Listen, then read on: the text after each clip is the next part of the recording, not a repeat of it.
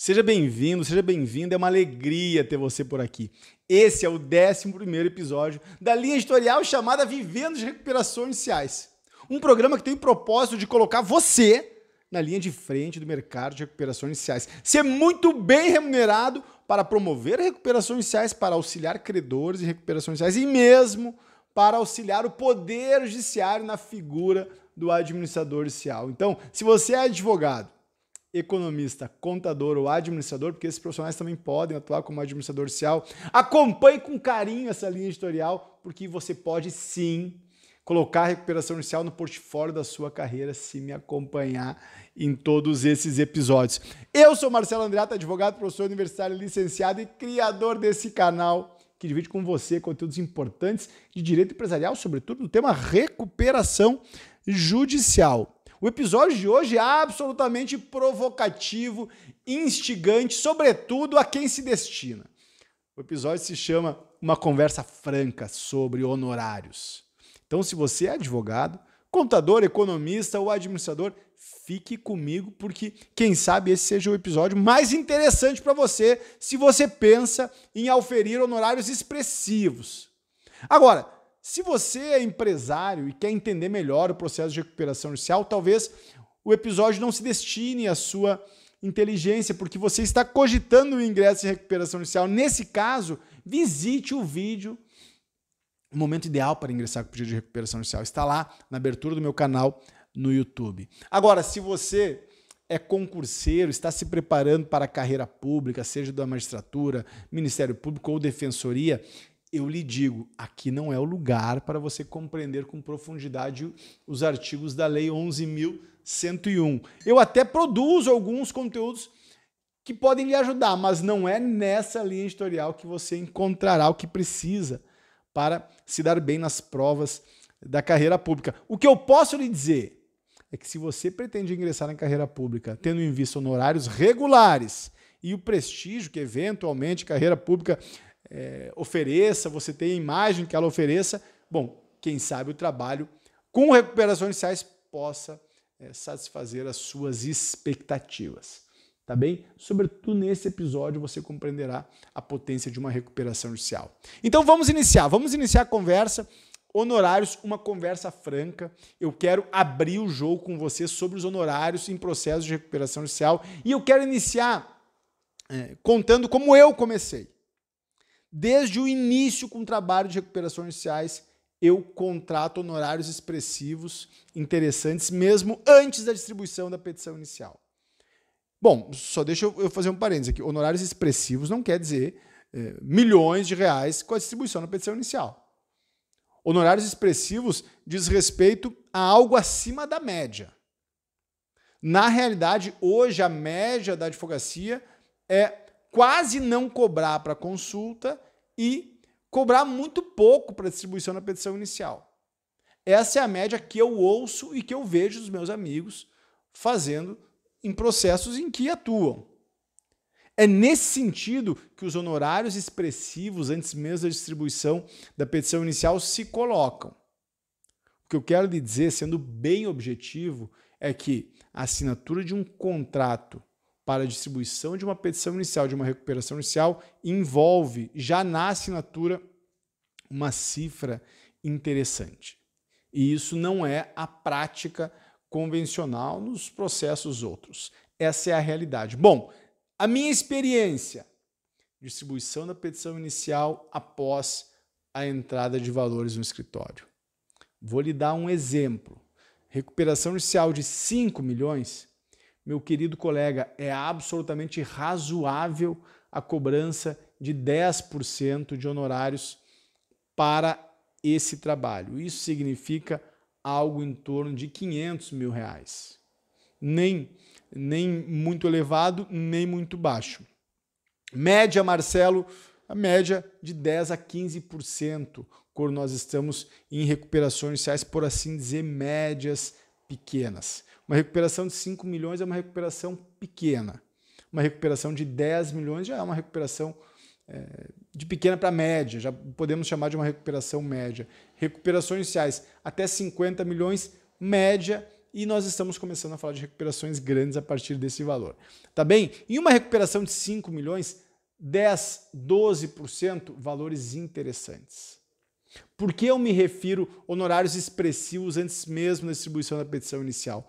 Porque nesse preciso exemplo, uma recuperação de 5 milhões que envolve honorários de 500 mil reais, você não receberá, obviamente, os 500 mil reais com a distribuição da petição inicial, mas você receberá uma cifra disso.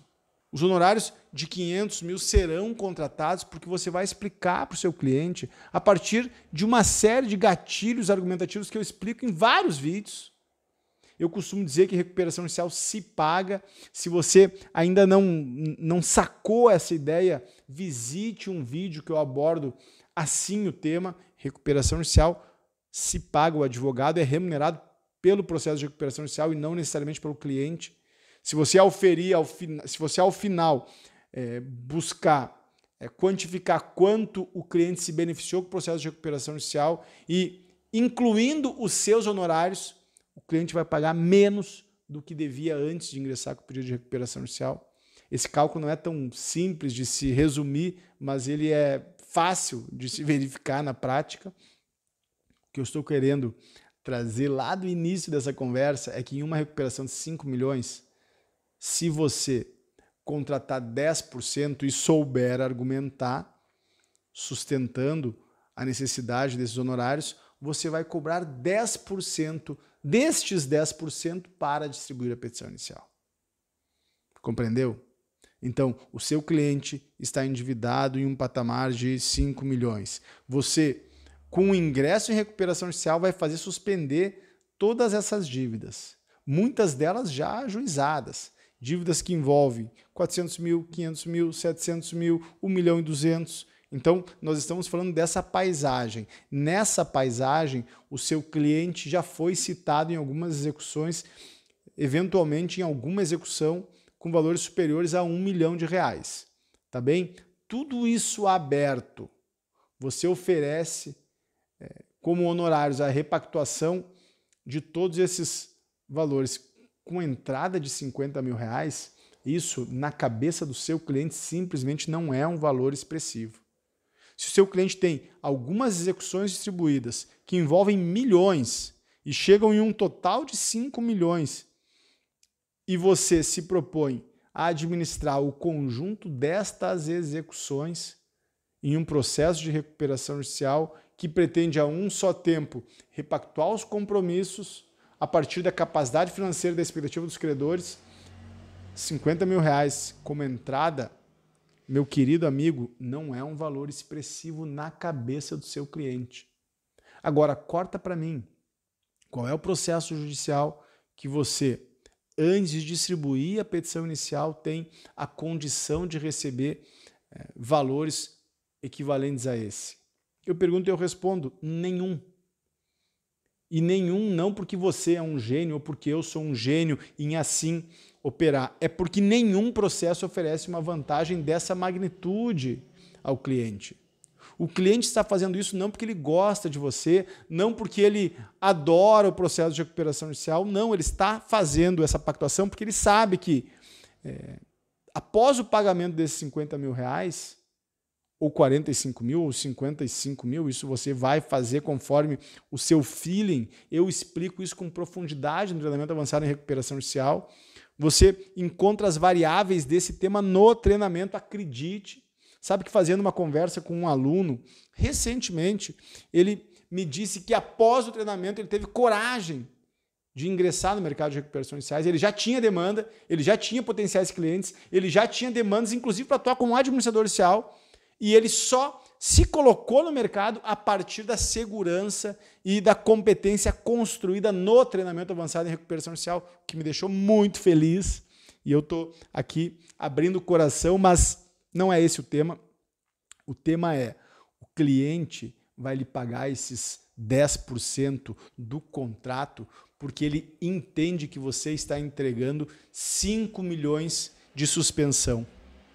Ele entende que você vai fazer suspender todas as dívidas que a empresa possui e, mais que isso, oferecer as condições jurídicas para ele alcançar o soerguimento. Qual é o preço disso? Nós estamos falando, na realidade, da tranquilidade do seu cliente. Nós estamos falando disso, na verdade, do sono do seu cliente, das relações familiares reajustadas, realinhadas em razão da crise econômica que implica em uma crise da sociedade conjugal, eventualmente, ou uma crise no seio de uma sociedade empresária que está sobre uma base familiar, né? Irmãos, primos, pais, filhos, enfim, tudo isso é resolvido, aspas, tudo isso é administrado, melhor dizendo, com 50 mil reais. Claro que esse valor acaba se tornando convidativo. E é por isso que eu costumo dizer que o trabalho com recuperações judiciais é um trabalho muito interessante. Mas deixa eu ir além. Isso que eu lhe falei, eu já fiz. Então, eu não estou trazendo aqui nenhuma ficção, não estou inventando nada. Isso eu já fiz e funcionou. Por quê? Porque os clientes entendem o significado e a potência do que eu aqui estou compartilhando com você. O que eu já fiz também é assessoria a credores. E assessoria a credores, deixa eu ser bem sincero com você, assessoria a credores normalmente é o patinho feio do trabalho com recuperações judiciais. Porque quem assessora credores e vive bem são os escritórios que assessoram grandes instituições financeiras. Então, os escritórios de grandes instituições financeiras, Bradesco, Banco do Brasil, Itaú, Caixa Federal, esses escritórios, eles não dependem do trabalho com recuperação judicial. Eles assessoram as instituições financeiras em várias ações, inclusive em recuperação judicial. Mais que isso, esses escritórios têm o crédito normalmente ou em boa medida para executar chamado crédito extra-concursal. Instituições financeiras têm reiteradas vezes adotado o crédito com contrato de alienação fiduciária. Então, você vai encontrar várias recuperações judiciais em que instituições financeiras acabam excluindo os seus créditos dos efeitos da recuperação judicial. E por tudo isso, esses advogados, eles não se preocupam muito com os honorários que vão alcançar no bojo do processo de recuperação judicial. Tá bem? Porque eles já estão assessorando as instituições financeiras. Quais são os credores que você pode assessorar e oferir bons honorários? Primeiro, fornecedores. Segundo, MEs e EPPs. E terceiro, muito especialmente, credores trabalhistas. Se de um lado você tem a especialização da assessoria a credores, instituições financeiras, de outro lado, os credores trabalhistas passam mal, muito mal nos processos de recuperação judicial. Eis aí um polo que pode ser objeto de sua atenção. E eu vou lhe dizer, o crédito trabalhista é o crédito primeiro de uma recuperação judicial. É o crédito que o legislador procurou proteger na Lei 11.101. É o crédito que nós temos todo um ordenamento jurídico, todo um sistema jurídico ocupado com a sua efetividade. Por exemplo, a Justiça do Trabalho. Por exemplo, a Constituição Federal, um capítulo inteiro sobre direitos sociais. Por exemplo, CLT. E isso significa que você pode assessorar credores trabalhistas e ser muito bem remunerado para isso. Eu tive a oportunidade de assessorar um grupo de credores trabalhistas e, mesmo resistindo a fazer essa assessoria, porque era uma recuperação que já vinha há muito tempo, mesmo resistindo bastante, nós estamos alcançando uma condição interessantíssima. E para ingressar nessa assessoria, em razão de um volume relativamente grande de credores, eu tive condições de pactuar honorários interessantes, que eu aqui, claro, não posso revelar. Mas o que eu quero que você saiba é que esse é um mercado a descoberto do direito. Eu desconheço advogados ciosos do direito trabalhista nos processos de recuperação judicial. Aliás, eu costumo dizer que o credor trabalhista é a bola da vez dos processos de recuperação judicial, porque decisões recentes do Poder Judiciário têm aceitado deságios nos planos de recuperação judicial desde que aceitos pelos credores trabalhistas. Isso é uma novidade. Até 2019 e 2020, não havia a possibilidade da empresa apresentar deságio expressivo no crédito trabalhista. Na realidade, até 2020, o crédito trabalhista deveria ser pago na sua integralidade. A partir de 2020 e 2021, uma mudança de entendimento do Superior Tribunal de Justiça, capitaneado pelo Tribunal de Justiça de São Paulo, se autorizou empresas a apresentar planos com deságios na classe 1 credores trabalhistas, desde que a classe 1 os tivesse aprovado. Então, nesse contexto, é possível afirmar que o credor trabalhista é a bola da vez. Nesse contexto, por outro lado, é possível afirmar que esse é um nicho interessantíssimo para quem pretende atuar na assessoria a credores. Por quê? Porque você pode reunir um grupo grande de credores trabalhistas e, com toda a integridade, articular um posicionamento compatível com as expectativas desses trabalhadores. Ninguém está fazendo isso. As empresas sabem disso. Portanto, eis um nicho aí que você pode contratar para iniciar a assessoria, e você pode contratar um percentual interessante do sucesso que eu lhe garanto você vai alcançar, se atuar com uma perspectiva estratégica. Não esqueça disso. Se atuar com uma perspectiva estratégica. Um terceiro polo, para encerrar esse breve vídeo de conversa franca sobre honorários em recuperação judicial, diz respeito à atuação do administrador judicial. O administrador judicial, você deve saber, é o fiscal da recuperação judicial, cumpre uma função de relevo dos processos e ele deve ser bem remunerado para isso. A Lei 11.101 indica honorários de até 5% do valor envolvido na recuperação judicial. Agora, assim, não existe recuperação judicial de R$500 mil. Recuperações judiciais, na média, tem 2, 3, 5, 10, 20, 30 milhões de reais envolvidos. Então você pode imaginar, em uma recuperação, aquela que eu mencionei, de 5 milhões, você terá honorários de 5%. Isso significa R$250 mil. Meu querido colega, eu sei que diante de tantos valores expressivos, R$250 mil pode não parecer tão alto, mas pensa comigo, é R$250 mil certo que o administrador judicial vai receber. Se a empresa não alcançar o seu erguimento, se a empresa for à falência, esses créditos serão habilitados como créditos extraconcursais na falência e o administrador judicial talvez seja o único a receber. O que eu estou querendo chamar a sua atenção aqui, que por mais que R$250 mil não seja um valor absurdo, e para quem trabalha com recuperação judicial, de fato não é um valor absurdo, é um valor fora da média dos contratos, fora da média dos honorários médios que os advogados promovem, confeccionam, realizam, efetivam. Então, pegando por baixo, em um patamar mínimo, R$250 mil e uma recuperação judicial, imaginem que quem atua em recuperação judicial não vai atuar em apenas uma. Você vai ingressar no mercado, enquanto administrador judicial, vai profissionalizar a sua atuação, ou seja, vai ter um site, vai construir um posicionamento, vai prospectar clientes em outros lugares e a partir do momento em que pavimentar essa atuação, 3 recuperações judiciais significam pequenas, 5 milhões, 5 milhões, 5 milhões, eu peguei a média por baixo, você terá R$750 mil parcelados todos os meses. Isso significa de cada uma 8 mil, 7 mil, 9 mil reais mensais, multiplique por 2, por 3, você entende o que eu estou dizendo. Por tudo isso, eu estou convencido que o trabalho com recuperações judiciais envolve honorários acima da média. Pouquíssimos profissionais se dedicam a esse campo. É por isso que eu produzo tanto conteúdo. A minha intenção, eu quero ser muito sincero com você, a minha intenção é qualificar o mercado de recuperações judiciais, sim, mas, primordialmente, a minha intenção é que você trabalhe com recuperações judiciais.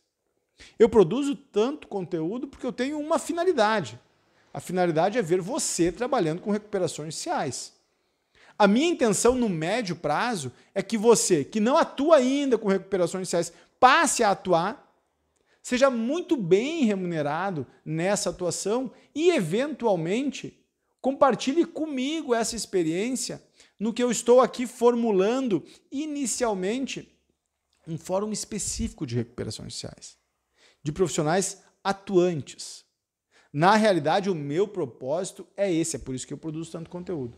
Se você acompanha essa linha editorial, está compreendendo que a minha intenção é que você trabalhe com recuperação judicial, viva de recuperação judicial, ou ao menos tenha recuperação judicial no portfólio do seu escritório. Aliás, eu vou além. Quem aqui hoje acha inteligente ficar longe da recuperação judicial?